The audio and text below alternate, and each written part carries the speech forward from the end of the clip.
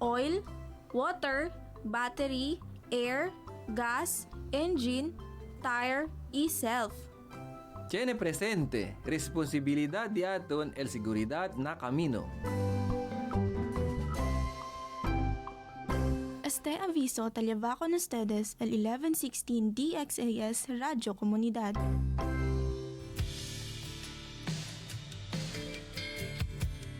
Oras na, Zambasulta. Lunes hanggang Biyernes, alas 7 ng umaga. Balita, impormasyon at inspirasyon. Oras na, Zambasulta.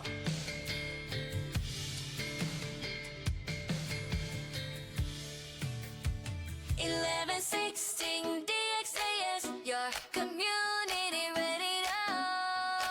Kasama sa araw-araw, kakwentuhan, kaagapay, kaibigan, kabarangay.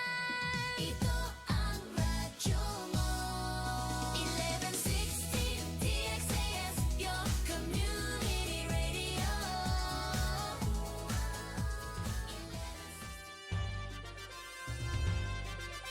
This is your community radio, 1116 DXAS, communicating Christ in our world.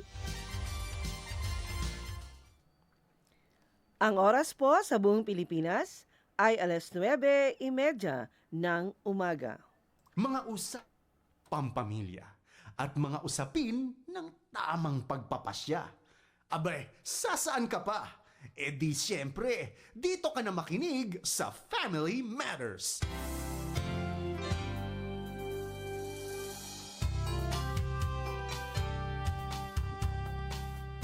Magandang umaga sa ating mga ka-Family Matters. Panibagong araw para sa kwentuhang pangpamilya. Kami po ang inyong mga makakasama ngayon. Si Ate Marlene. At ako po naman si Lola Tony. Kamusta ka, Lola Zen? Ito, laging ma-beauty. Yan ang maganda. Masaya. Dapat palagi tayong masaya. Positive outlook, di ba? Tapo lang. Oo. Lagi nating sabihin ngayong umaga, kaya natin yan. With God by our side. Kaya. Beautiful ako. Oo, yes. Beautiful inside and out. Okay.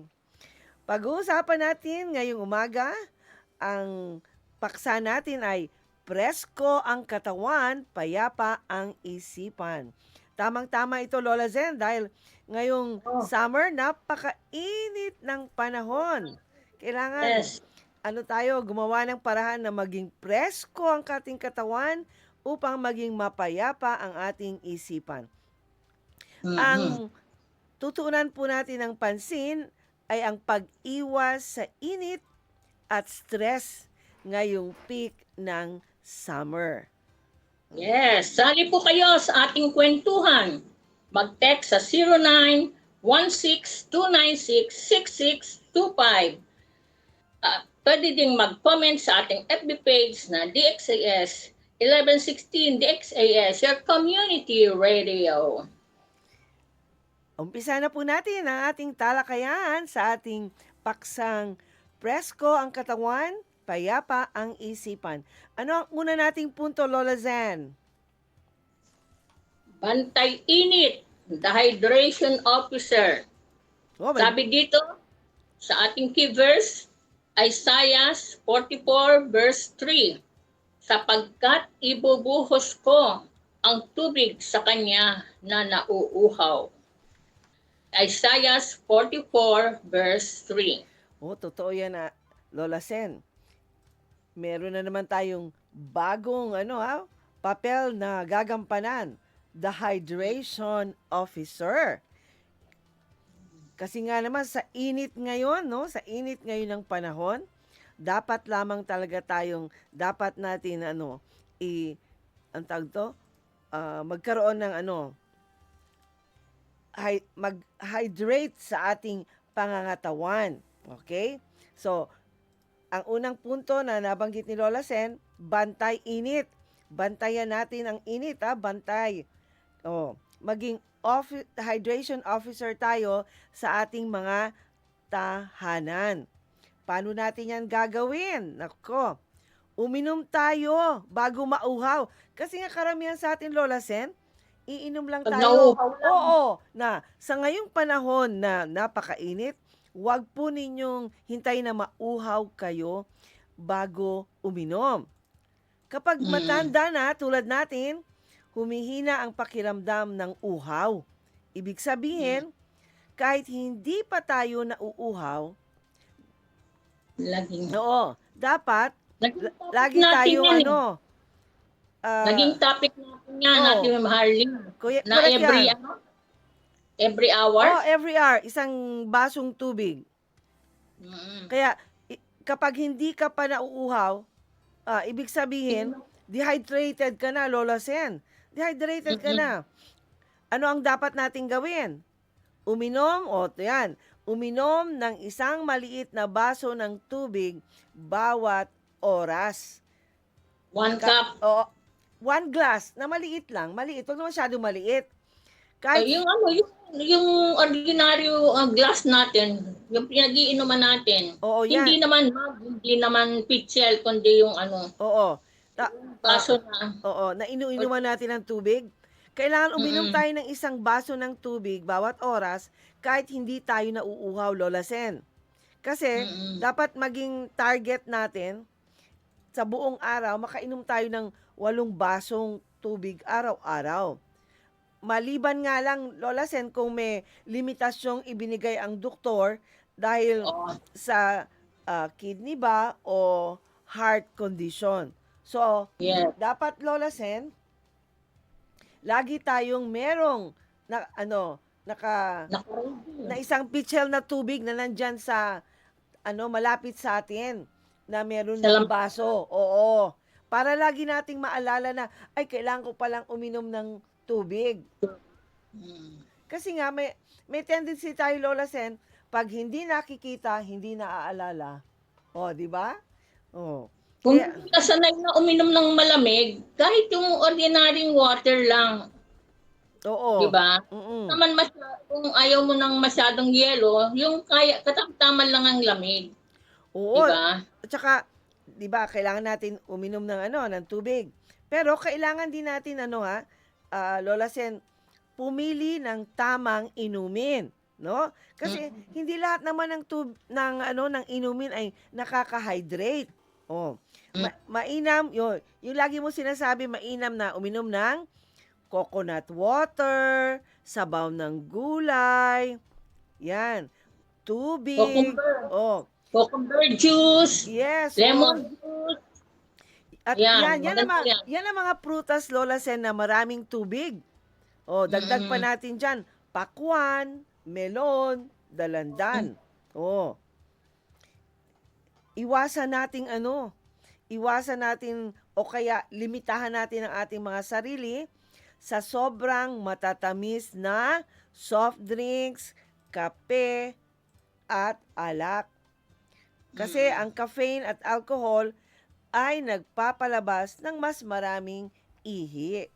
Kaya sa ating tahanan, dahil tayo na ang naka-assign na hydration officer, dapat kapag nakita natin ang ating mga anak, ang ating mga apo na umiinom ng soft drinks, dapat pagsabihan natin sila o di kaya alukin na sila ay uminom ng tubig o buko juice imbis na soft drinks.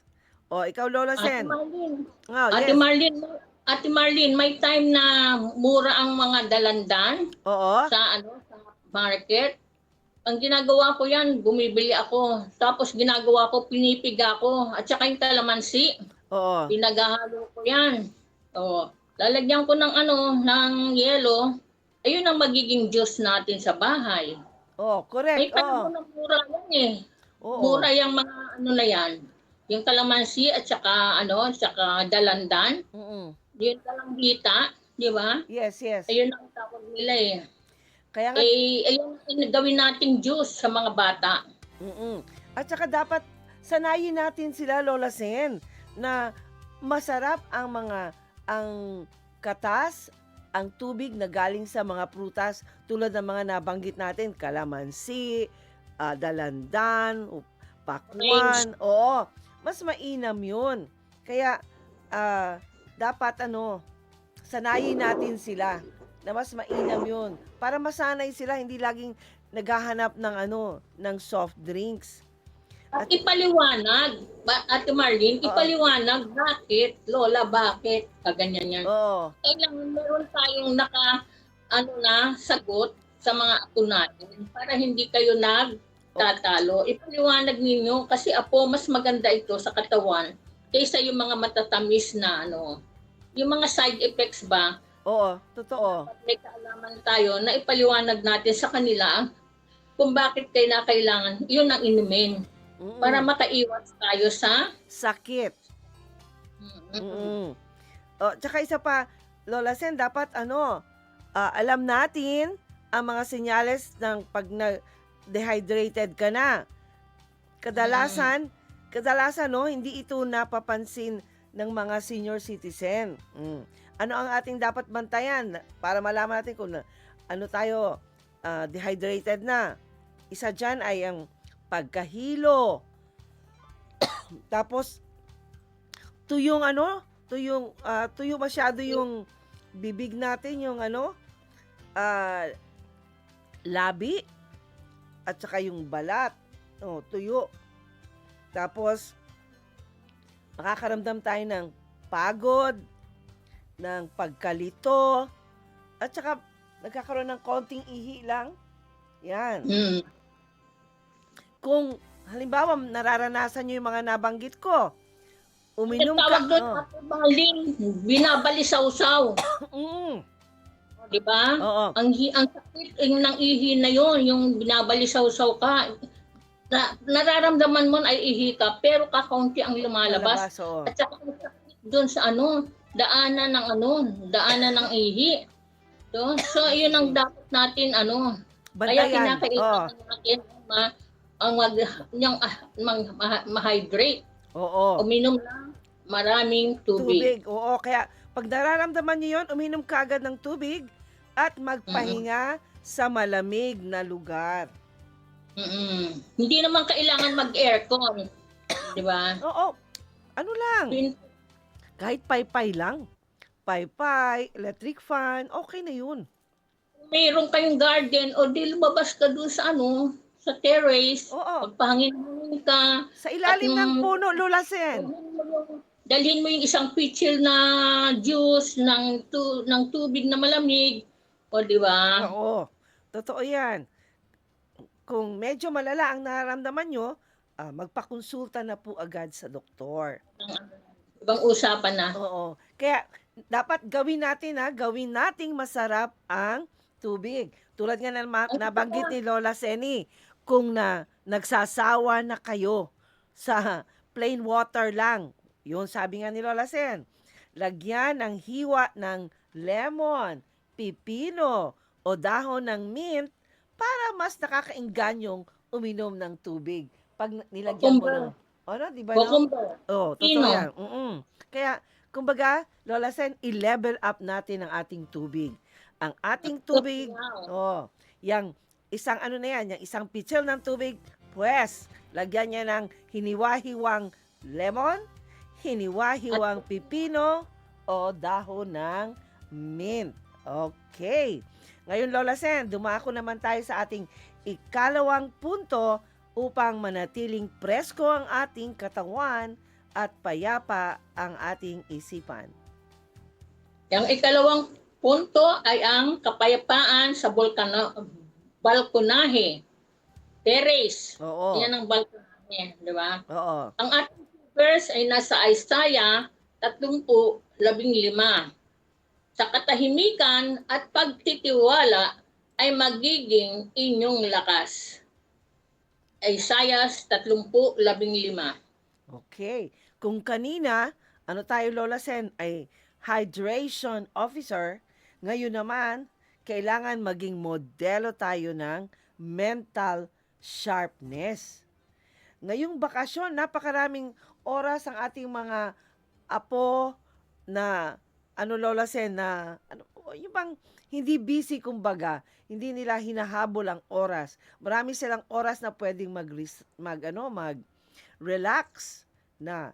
Ito ang mga pagkakataon, Lola Sen, na kailangan ipakita natin, no?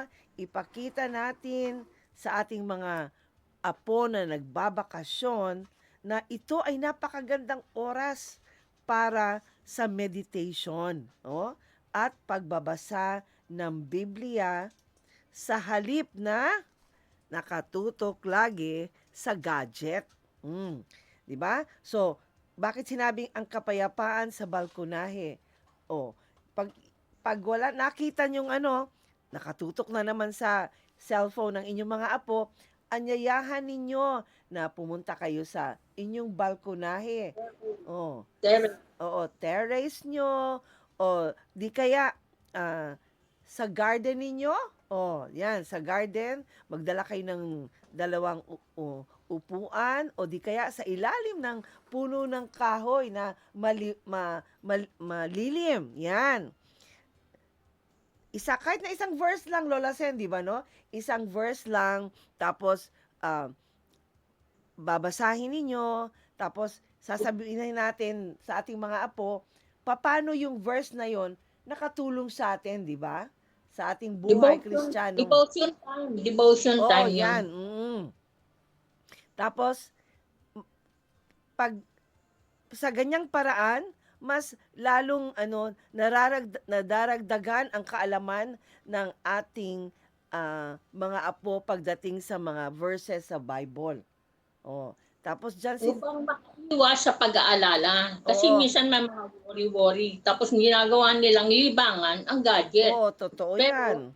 hindi nila alam na meron ibang paraan para maalis yung kanilang mga pag-aalala sa buhay. Oo, totoo yan. Kasi nga, hindi maganda ang sobrang pag-aalala. Hindi yan maganda sa isipan, maging sa ating puso. Kaya, pag tayo ay nagbabasa ng salita ng Diyos, nakakagaan ng pakiramdam. At isa pa, Lola Sen, pag pinag-uusapan ang salita ng Diyos, mas nakikilala natin ng lubos ang ating Panginoon. Kaya, dapat po, ngayong bakasyon, gawin nating maging bahagi ng araw ng ating mga apo ang pagkakaroon ng devotion, ang pagkakaroon ng reflections sa mga salita ng Diyos. Lalong-lalo na, masarap yan na para bang bonding time, kwentuhan, papaano yung verse na yon sa buhay nating mga senior citizen nakatulong sa atin, nakapagpatatag sa atin, kaya hindi tayo masyadong nag-aalala. At pwede nga natin sabihin, nakita mo ba akong laging nag-aalala, apo? Ganyan. Oo nga, Lola. Bakit ba? Yan. Diyan na natin ipapasok ang mga verses sa Bible. Kung pwede pa nga, bilang pang-inganyo sa kanila. Pag ipa-memorize yung verse, pag na-memorize, merong premyo sa inyo. Di ba? Kaya, mas marami silang na-memoryang verses ngayong bakasyon, mas mainam. Kaya, dapat, gawin nating hindi ba Lola Sen, yung bang nakaka-board? Ang gawin nating style na na maingganyo talaga at maging masaya. Anong pakiramdam mo, apo, sa ating nabasa? Meron ka bang karanasan na nangyari na ganito, na ang ginawa mo? Maganda talaga yan. Mas makikilala pa nating mga lola ang ating mga apo ngayong sila ay lumalaki. Kasi nga, habang lumalaki ang ating mga apo, kahit papaano nagbabago ang kanilang kaisipan, ang kanilang mga paniniwala. Kasi nga, lumalaki na sila at lumalawak ang mga taong nakakasalamuhan nila, Lola Sen. Kaya, dapat, hindi sila nalalayo sa salita ng Diyos. Ikaw, Lola Sen, ano bang edad mo na para bang na ano ka na yung bang nagkakaroon ka na ng sarili mong devotional time? Anong edad mo? Di ba, ikwento ko na nga sa'yo na ako'y laking lola. Ay, yung ano di nyo? ba? Magsisimba kami, alas 5 pa lang ng umaga, nangangalabit na yan. 11 kaming magkakapatid, kakalabitin na niya. Hihingi ng ano, para maisama kami sa simbahan, masamahan siya. Kasi ayun ang ano niya eh. Di ba? Yun ang kanyang ginagawa sa araw-araw. So sabi ko, nanay kasi tawag namin, Nay, ako na lang ang gisingin mo. Huwag ka nang manggising ng ibang kapatid ko. Ako na ang nag-volunteer. So yung naging ano ko, nakita ko sa lola ko kung paano yung ano niya, devotion niya sa Panginoon. 'Di ba? Ayun ang way niya ng way ng faith niya. So sasama na ako. So doon ko nakita yung kung paano yung kanyang way ng pananampalataya. So kahit na gano'n ang nakalakihan ko, inilagay pa rin ako ng Panginoon sa tamang pananampalataya. So yun ang nakita ko na yung ginawang pagbabago ng Panginoon sa buhay ko. Ayun lang ano. Laking lola ako. Pero ngayon lola na ako, iba na yung pananaw ko, pero hindi ko pa rin makakalimutan kung saan ako nagmula. Oo, yan, Diba? maganda yan. Ako naman, Lola Sen, pagka merong kasi medyo malapit ako sa mga apo ko, pag nakikita kong yung bang, halimbawa, medyo malungkot, lalo na pag Sabado at Linggo, no, mapapansin ko, lalapit ako. Tapos, yung bang, para ba kaming magkaibigan lang, inaano ko, tapos sabi ko, kamusta yung mo, pag-aaral mo? Bakit parang ka, ganyan, malungkot ka, meron bang bumabagabag sa'yo? Sabi ko sa kanya, huwag ka mag-alala. Ang pag-uusapan natin sa ating dalawa lang, hindi ko sasabihin sa mami mo.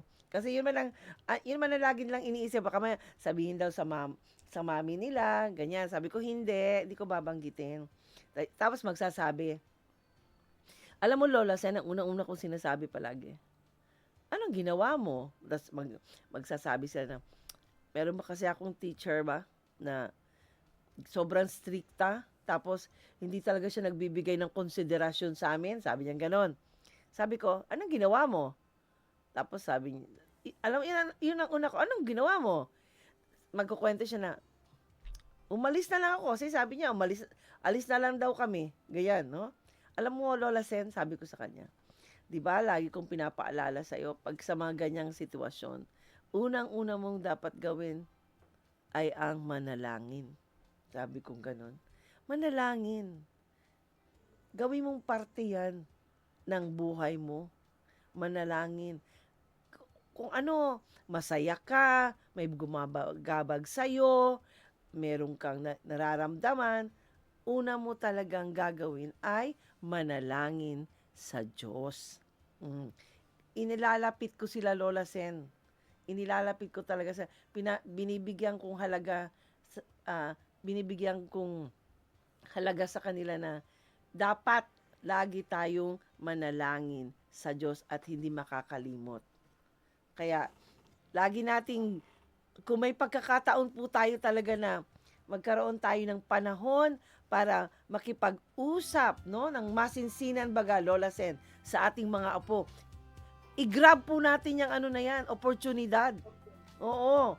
Pag nakikita natin na parang nakaupo, tapos nakatingin sa malayo, o kaya kumakain, tapos pag kumakain parang walang gana, dapat maging sensitive kagad tayo sa mga ganun. Maging observant tayo sa sa kilos ng mga apo natin. O kahit sa anak natin. Dapat, diba? oo. Aware tayo. Papaalalahanan natin sila. Mapayuhan. Matalas ang mga radar natin, Lola Sen. Matalas ang mga radar natin. Kaya tayo, madali tayo makahalata. Di ba? Madali. Kaya, mga lolo't lola dyan, okay, dahil ang ating mga apo ay maraming oras ngayon sa ating tahanan, gawin po nating ano yan, panahon na sila ay, Productive. oo, lagi nating, Maging productive Oo. ang kanilang vacation time. yes, okay, oo. Mag-break po muna tayo.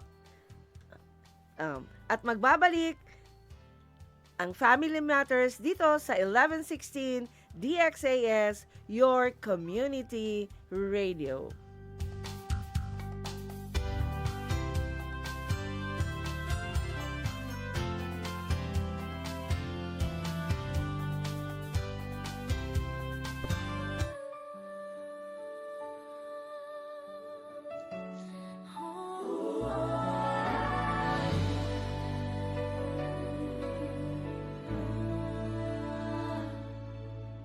Ang pamilya simula pa man noon, ang Diyos ang nagbuo at nagdisenyo. Sadyang kay ganda at mahalagang pundasyon, tayo ay bahagi ng dakila niyang plano.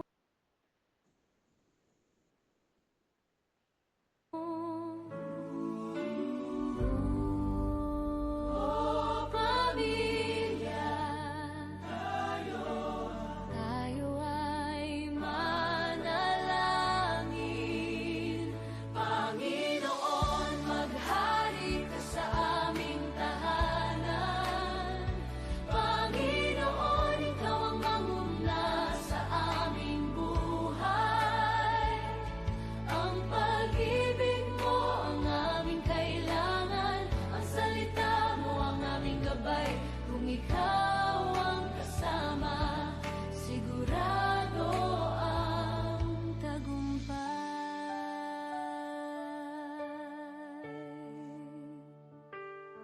Sa gitna ng pagod at ingay ng mundo, may isang silungan na laging totoo. Hindi man perpekto at minsan hindi nagkakasundo, babalik at babalik pa rin sa'yo.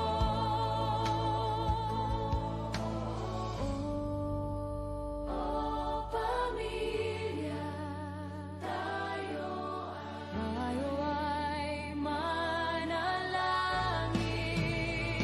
Panginoon, maghari ka sa aming tahanan. Panginoon, ikaw ang manguna sa aming buhay. Ang pag-ibig mo ang aming kailangan, ang salita mo ang aming gabay. Kung ikaw ang kasama, sigurado ang tagumpay. Bawat ama, ina at anak, bawat mag-asawa, lolo at lola, Panginoon, sa iyo namin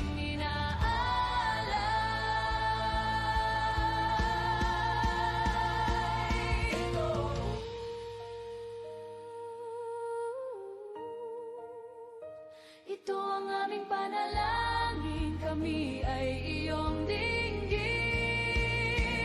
Panginoon, maghari ka sa aming tahanan.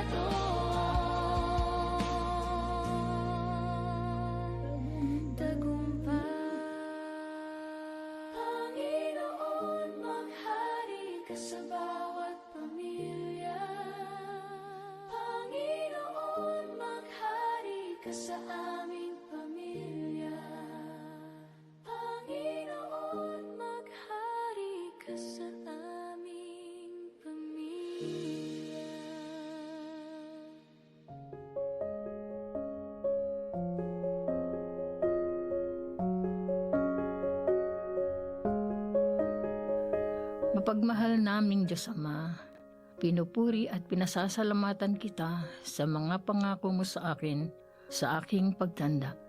Ang pagsama mo sa akin araw-araw ay tandaan ako'y marami pang magagawa hanggang ako'y kunin mo. Alam kong ako'y iyong ginagabayan, pinalalakas at pinatatatag upang magtagumpay sa kahit anong pagsubok pa na aking haharapin. Salamat dahil ikaw ang nagbibigay ng galak at kasapatan sa aking buhay. Ibinubukas mo ang aking mata para makita ang kagandahan ng aking paligid at ako'y labis na nagpapasalamat. Patuloy mo akong gawing halimbawa sa mga kabataan kung paanong mabuhay na tapat na sumusunod sa iyo. Panginoon, ikaw ang aking tagapagligtas. Panginoon at Hari, nalalagpasan ko ang mga hamon ng buhay noon at ngayon dahil ikaw ang aking sandigan. Walang hanggang kitang pupurihin. Sa pangalan mo, Jesus, itong aking dalangin. Amen.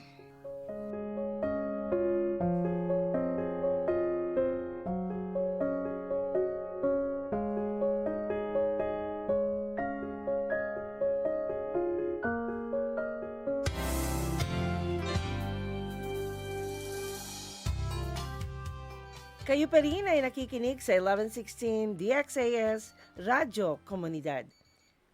Ito po ang programang Family Matters at kami po ang inyong mga kasama, si Ate Marlene. At ako po naman si Lola Seni. Ang DXAS ay isa po sa mga himpilan ng Far East Broadcasting Company at kasapi sa kapisanan ng mga broadcaster ng Pilipinas. Ang FEBC ay isang non-profit, non-commercial, and donor-based radio station. Dahil sa katapatan ng ating Diyos at sa inyong partnership, tayo ay nagpapatuloy sa paghatid ng mabuting balita ni Kristo. Inaanyayahan po namin kayong lahat na maging bahagi ng ating radio ministry. Iscan po lamang ang QR code ng ating GCash or bank accounts para sa inyong mga donations. Please send us message para ma-acknowledge po namin ang inyong mga donations. Maraming salamat sa inyong partnership at God bless.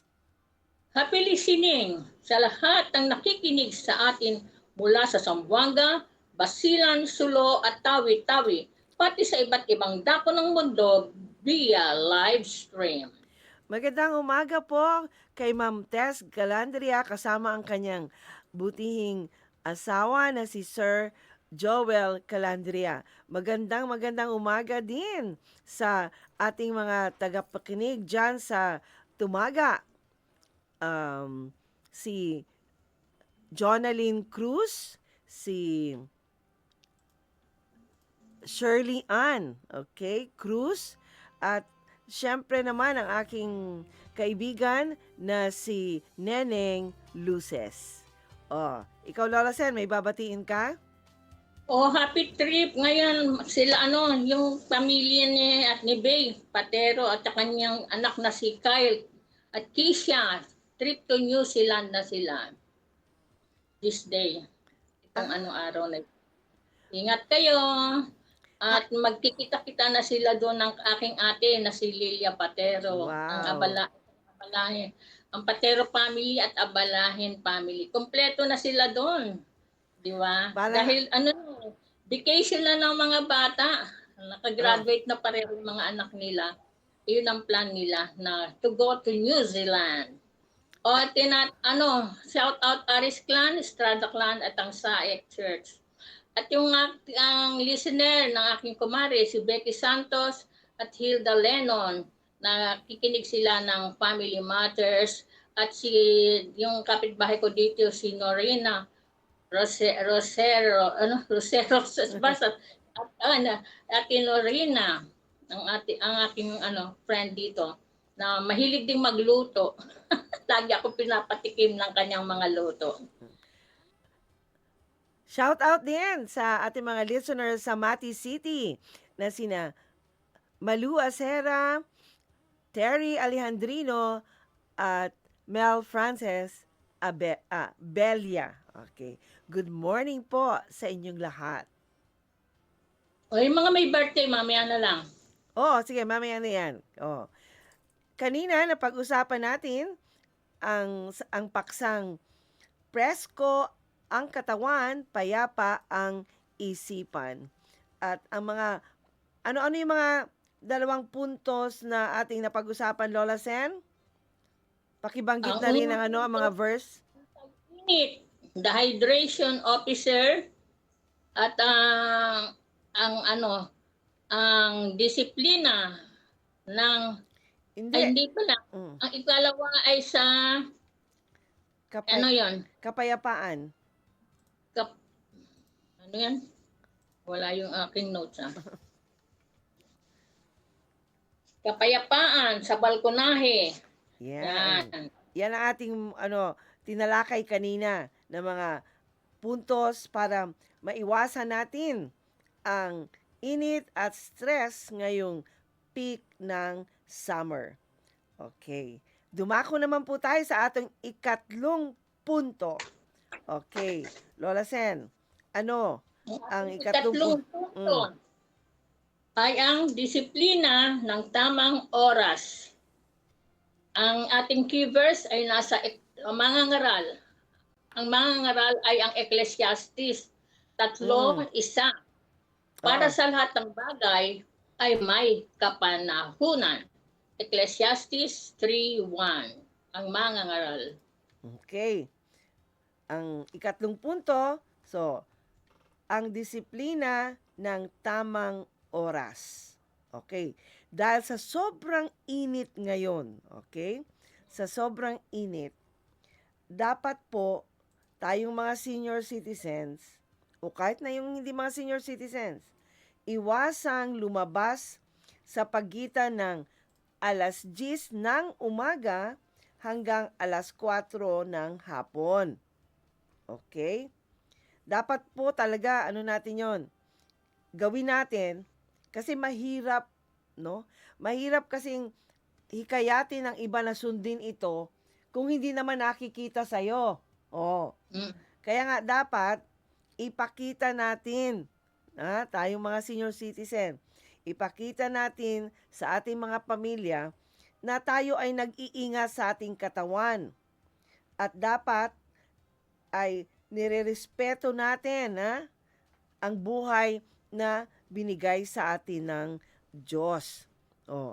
Di ba? Yang oras na na nabanggit, 10:00 ng umaga hanggang 4:00 ng hapon, yan, mainit ang araw niyan. Mainit.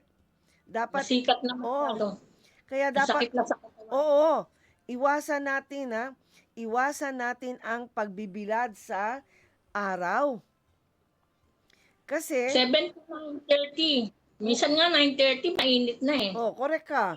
7 to 9, okay na yun. Ako nga O minsan.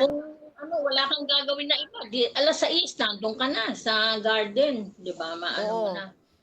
Kaya nga minsan matatawa ako, ano ba yan?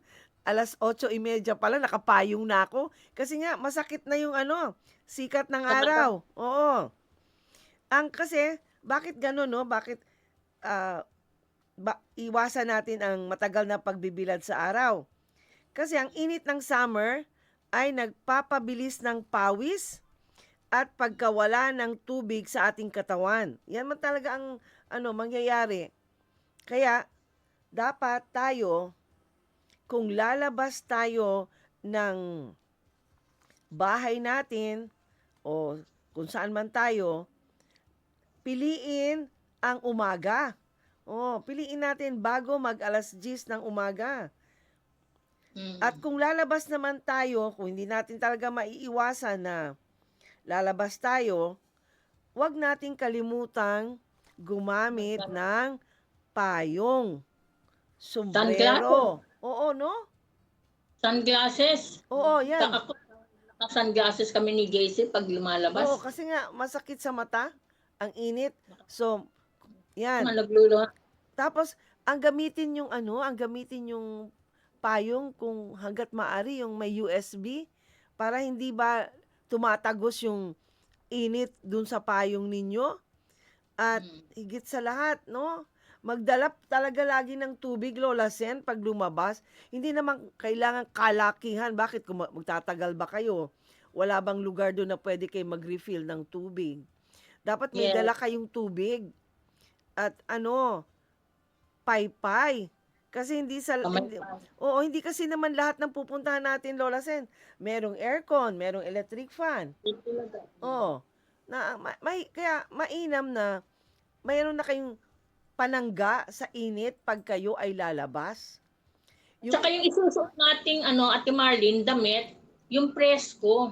O yung Wag na cotton. Oo. Yung cotton, yung magaan sa katawan na kahit na mainit ang panahon, kasi kahit naman mainit, may hangin-hangin, papasok sa katawan natin. Maiiwasan natin yung, di ba pag yung Dehydration. Oo. sobrang init, Oo. talagang iba yung pakiramdam mo. Kung makapal yung suot mo, tapos naka-jacket ka pa, naka-long sleeve ka pa, talagang mahi-heat stroke ka niyang lagay na yan. Oo. Di ba? Oo. So, Oo. ang suot nating damit sa paglabas. Nako, kaya nga alam mo Lola Sen, ang aking mga apo, pag nagsuot ng itim, sinasabihan ko talaga, huwag kayong magsuot ng itim. Dapat mga light colors, lalo na dapat puti. Kasi ang itim hindi nag-absorb. Kaya sa ating mga lola at lolo, i-remind po natin ang ating apo, iwasan magsuot ng itim sa kainitan ng araw. Iwasan, mas mainam kung ito'y puti at cotton ang gamit nilang damit. Huwag makapal. Huwag makapal. Tandaan ninyo, dapat tandaan, magdala ng payong, sombrero, pamaypay, tubig. Kung kayo ay lalabas na mainit ang araw, hanggat maaari, iwasan natin ang init ng araw mula alas 10 ng umaga hanggang alas 4 ng hapon. At piliin natin po na palaging manatili sa lilim. Kasi nga para maiwasan ang heat stroke. Okay. So, tandaan nyo po yan. Ano ngayon ang ating sa kandang dapat nilang gawin, Lola Sen? Call to action para manatiling presko ang katawan, payapa ang isipan. Subukan gumawa ng homemade palamig, lemon, cucumber water, at ipatikim ito sa mga kapitbahay bilang pagpapakita ng malasakit. Meron akong lemon at cucumber dito, gagawin ko nga ito. Oy, Lola Sen, naghanda ako ng mga iba't ibang recipe. Pakinggan mo to, pwede mo tong i-level up mo pa yung pipino mo. Ito ang ilang mga recipe para mas maging masarap ang iniinom nating tubig. Yung tinatawag nilang cucumber mint cooler. Ito ay nakaka-refresh at nakaka-relax. Maganda sa mainit na panahon. Ito, kailangan ng 1 litro ng tubig na inilagay sa pitchel. Okay?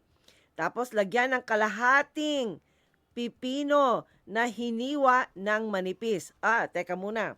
Yang pipino na yan, dapat hugasan. Kasi, hindi nyo tatanggalin ang balat eh. Huwag po ninyong tanggalin ang balat. So, kailangan hugasan ng mabuti ang pipino. Tapos, ay hatiin sa kalahati. Tapos, hiwain ng manipis. Okay? Tapos, lagyan ng 8 hanggang 10 dahon ng mint. Bahagyang durugin. Okay? Tapos, lagyan ng yelo. At ilagay, lagyan ng yelo, tapos, lagyan ng tubig.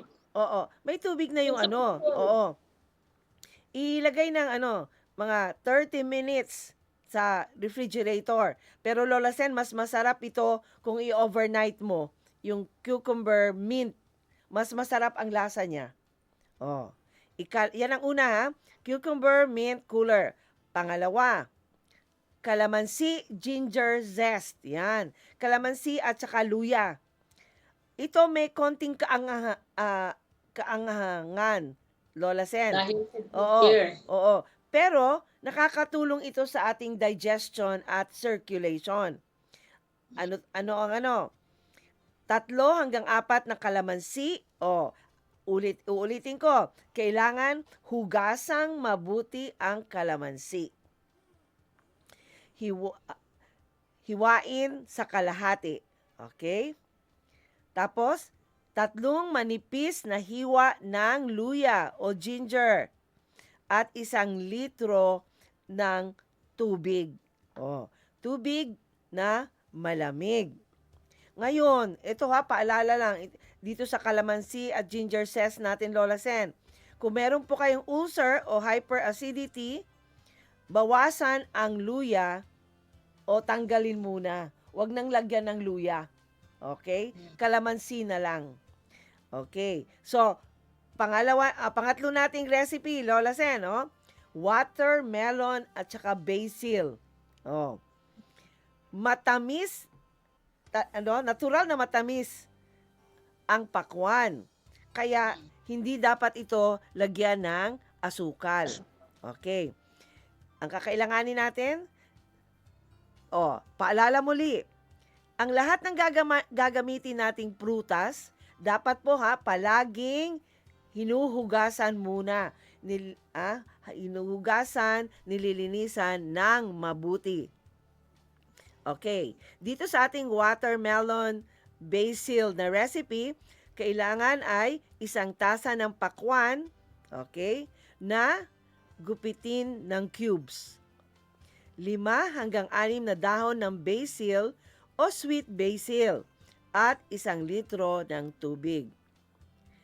Dapat dahan-dahang durugin ng kutsara ang pakwan para lumabas ang katas, para mas malasahan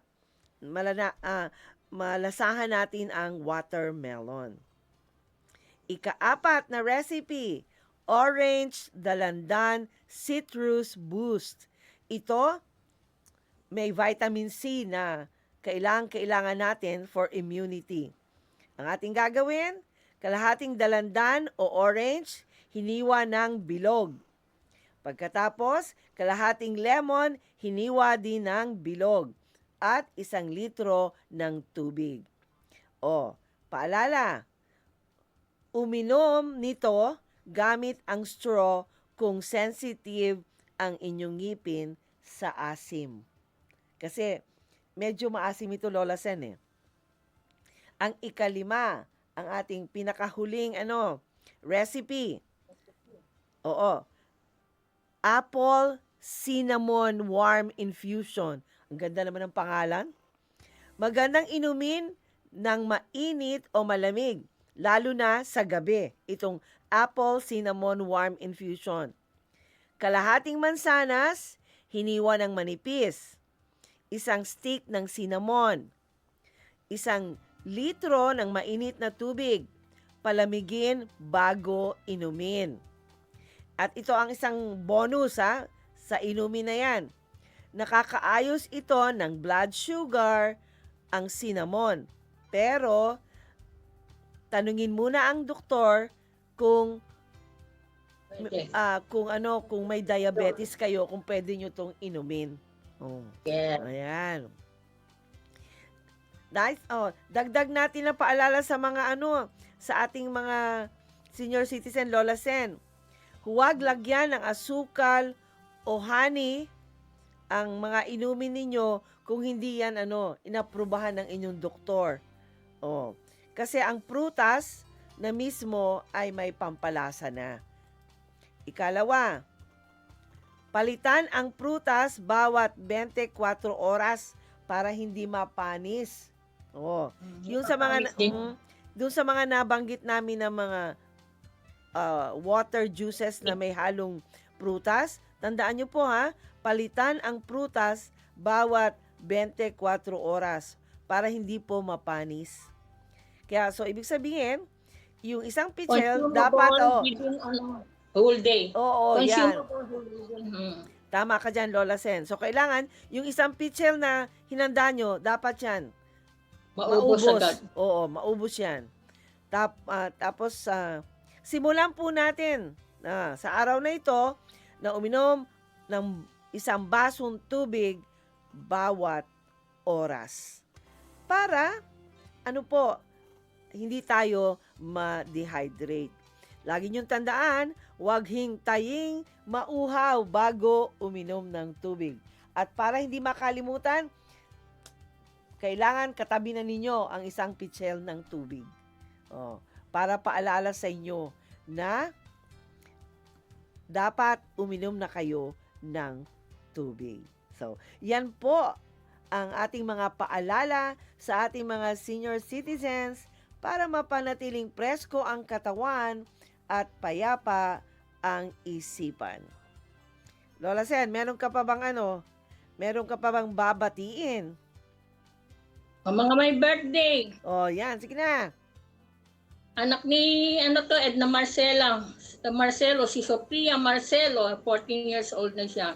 At sa May 23, Kimberly Kambal ito. Ano po to? Mga pamangkin. Ay, apo na. Kimberly at saka si Kat Adagaw. At yung aking kaibigan, si Tess, May 23, Tess Fernandez. At si Bear Caspi. Bear. Ay, kamusta na si Bear? Na siya, nakakasimba na, maayos na daw siya, nakakapag-chat na kami. Ay, praise At the Lord. Itong ating listener, si Rosita Osiman Gelordo, May 25. Happy birthday sa lahat ng may birthday and celebration this month of May. Okay. Lola Sen, tayo'y manalangin na. Panalangin tayo. Panginoong Diyos, makapangyarihan sa lahat, pinupuri ka namin, pinasasalamatan ka namin sa lahat ng iyong ginagawa sa buhay namin, sa kalusugan at kalakasan, at sa aming maging topic sa araw na ito. Lord, may panahong itinakda ka para itinakda kayo bawat isa sa amin para sa lahat ng bagay. Ang lahat ng pangyayari sa daigdig ay nagaganap sa panahong itinakda ninyo. Ang panahon ng pagsilang at panahon ng pagkamatay, ang panahon ng pagtatanim at panahon ng pagbunot ng tanim. Ang panahon ng pagpatay at panahon ng pagpapagaling. Ang panahon ng pag-iba at panahon ng pagtatayo. Ang panahon ng pagluha at panahon ng pagtawa. Ang panahon ng pagluluksa at panahon ng pagdiriwang. Ang panahon ng pagkakalat ng mga bato at panahon ng pagtitipon sa mga ito. Ang panahon ng pagyayakap at panahon ng paglalayo. Ang panahon ng paghahanap ng panahon ng pagkawalaan niyon. Ang panahon ng pag-iingat sa isang bagay at panahon ng pagtatapon. Ang panahon ng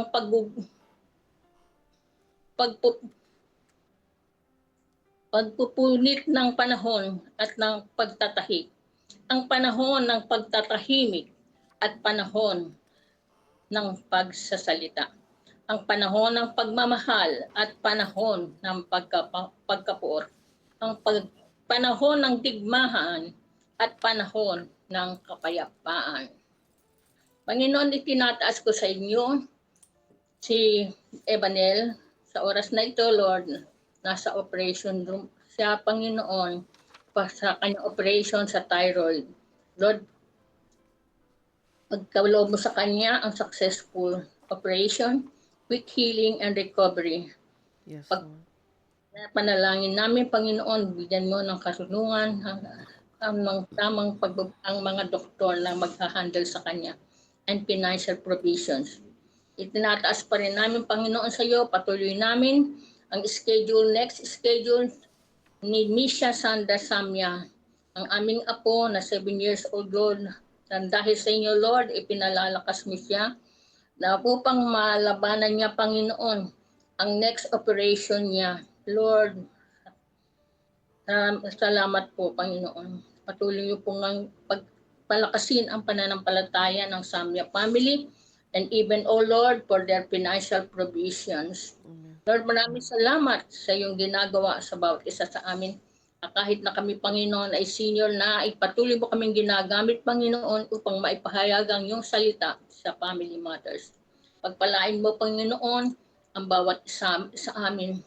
Salamat pa, Panginoon, sa mga pinansyal na pangailangan namin, sa kalsuhan at kalakasan na yung pinagkakaloob, upang makapagpatuloy kami na makapaglingkod sa iyo. Sa nais niyo na gawin namin, Panginoon, sa inyong gawain, Panginoon. Lord, maraming salamat at gawin mo kaming ilaw at asin, Panginoon, sa aming pamilya at sa aming kaibigan, sa aming kapwa, Panginoon, sa aming komunidad. Marami pong salamat. Ang lahat ng ito, Panginoon, ibinabalik namin sa iyo na may papurit pa sa salamat. At tatangin lamang ang iyong bugtong na anak na si Jesus. Amen. Amen.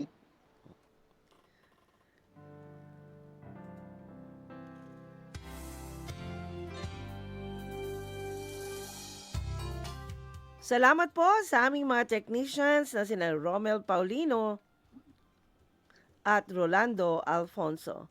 Abangan po ninyo ang susunod na programang Radyo Sin Kauman kasama si Uto Mobin. Tuwing alas 9:30 ng umaga, Lunes hanggang Sabado ay mapapakinggan ang Family Matters. Ako po si Ate Marlene. Ako naman si Lola Seni. Ang Family Matters ay kasama ninyo sa pagtataguyod ng pamilyang Pilipino.